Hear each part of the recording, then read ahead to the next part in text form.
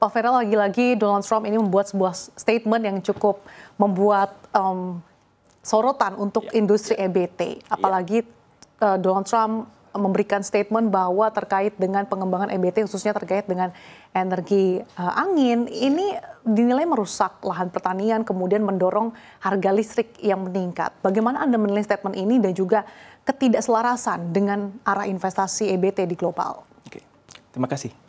Menurut saya Presiden Donald Trump itu punya standpoint berbeda lah dengan pemimpin global pada umumnya. Beliau memang sepertinya tidak terlalu support dengan energi baru terbarukan. Bisa dilihat dengan beberapa hari setelah dia terpilih di periode keduanya, Presiden Donald Trump menarik diri dari Paris Agreement. Berikutnya juga tadi malam ada statement yang baru lagi mengenai standpointnya Presiden Donald Trump kepada energi baru terbarukan dan climate change. Tapi menurut saya pribadi, untuk global, memang pasti adalah sedikit distorsi. Ada sedikit sentimen negatif. Bagaimana bereaksi dengan statement Presiden Donald Trump ini. Tapi menurut saya, kita harus lihat ke depannya, bagaimana impact-nya ke Indonesia. Artinya standpoint Donald Trump yang berbeda ini akan mempengaruhi sedikit psikologis investor global, tapi tidak mempengaruhi arah investasi EBT ke depannya? Pasti ada, pasti ada sentimen berbeda. Apalagi kan Donald Trump sendiri sudah mengeluarkan undang-undang baru namanya One Big Beautiful Bill. Itu sebenarnya pengurangan defisit. Mereka ingin mengurangi pajak, tapi salah satu yang terkena imbasnya adalah mengurangi subsidi energi mereka, subsidi energi baru terbarukan. Harapan mereka sih untuk Amerika adalah kenaikan domestik ekonominya mereka. Nah, tipikal standpointnya Presiden Donald Trump itu memang seperti itu. Yang penting buat Donald Trump adalah bagaimana energi mereka murah, bagaimana tax bisa diturunkan, dan bagaimana bisa mendorong ekonomi domestiknya mereka. Nah, kalau kita tarik ke konteks domestik, apakah standpoint dari Donald Trump ini juga akan mempengaruhi bagaimana komitmen Indonesia dalam pengembangan EBT ke depannya, apalagi juga sudah ditetapkan ya Pak dalam RUPTL PLN yang lalu? Kalau standpointnya Presiden Prabowo itu agak berbeda menurut saya. Standpointnya Presiden Prabowo di pemerintahan yang sekarang adalah pemerataan yang berkeadilan.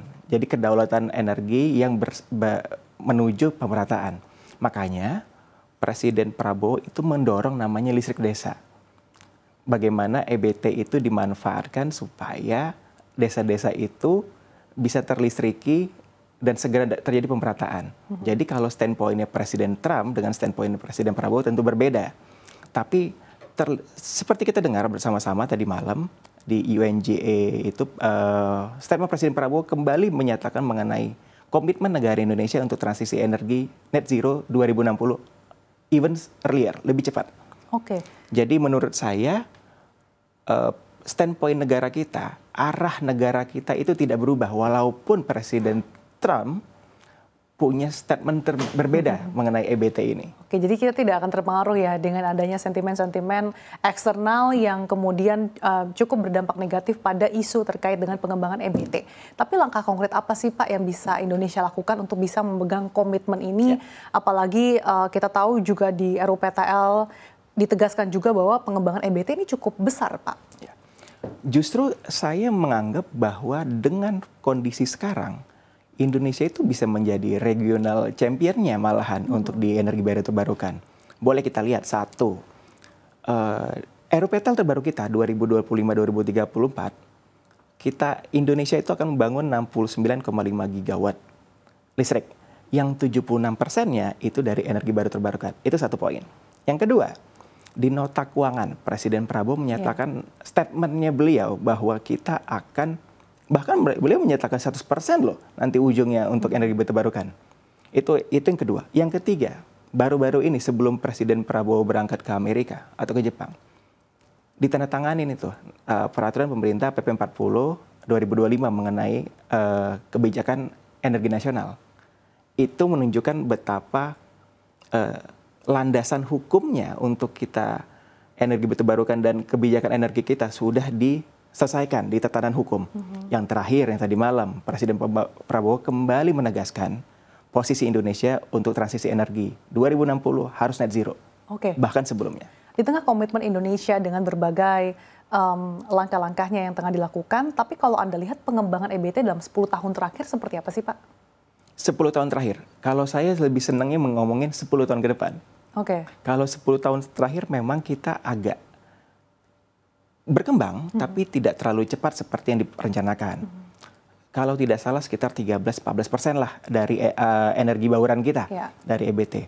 Tapi angin segarnya dan cahaya terangnya buat dari EBT ini adalah pada saat RUPTL 2025-2034 disahkan. Kita akan menambah 69,5 gigawatt listrik, yang 53 gigawattnya itu dari energi baru terbarukan. Itu sama saja dengan lompat jauh, leaping frog yang luar biasa untuk energi baru terbarukan. Khususnya untuk, bahkan untuk saya boleh menceritakan, untuk energi angin sendiri itu bisa 20 kali lipat. 20 kali lipat pengembangannya. Oke.